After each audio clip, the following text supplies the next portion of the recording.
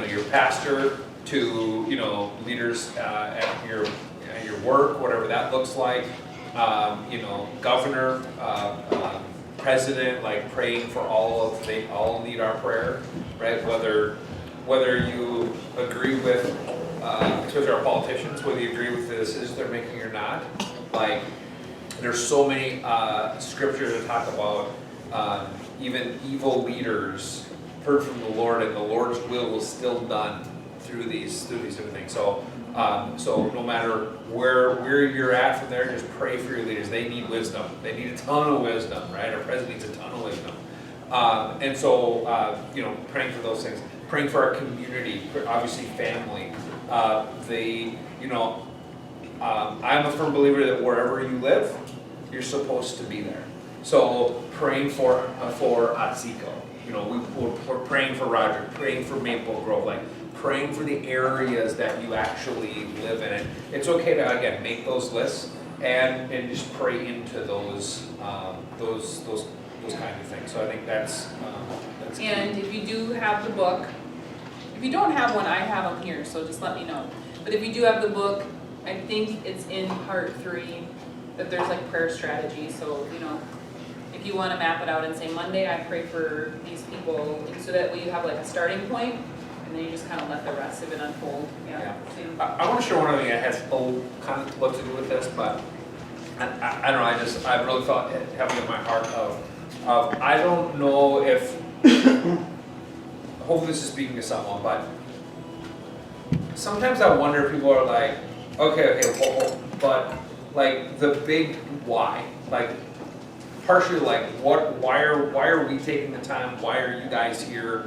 Like what is this all about? And as we are teaching different topics and just it's really about imparting and empowering and creating space and things like that. So the why behind all of that is our heart is so that you go to your spheres of influence, and you bring heaven with you every place that you go, right? And we'll talk about authority, and we got all kinds of things that we want to chat about and really kind of teach on, dive in and dissect. But whether it be a prayer challenge or why you're coming here, or why do we want to equip you and just help, why we're on this journey, all of those things. It's really about just impacting the world, and I think sometimes as Christians we can get really good at hanging out with Christians and like doing life together, which is good, but Jesus didn't come to save the church. Jesus came to save the world, right? And so it's that idea of taking dominion and that idea of spreading the gospel around and praying and bringing Christ to people, bringing the kingdom here to influence the world. So that's really where our heart is we want, if I look back 10 years from now, I'd love to see all of you guys like, you're like, just doing like the Lord's work 100% and just impacting lives, and you have a ton of people that you guys are pouring into, and that would be absolutely amazing. That's our heart. It's something like I know I'm already doing it, but so that's the why behind Freedom Culture, behind tonight, behind the prayer challenge of get what you need to get and impact the world. Yeah. Impartation. Impartation.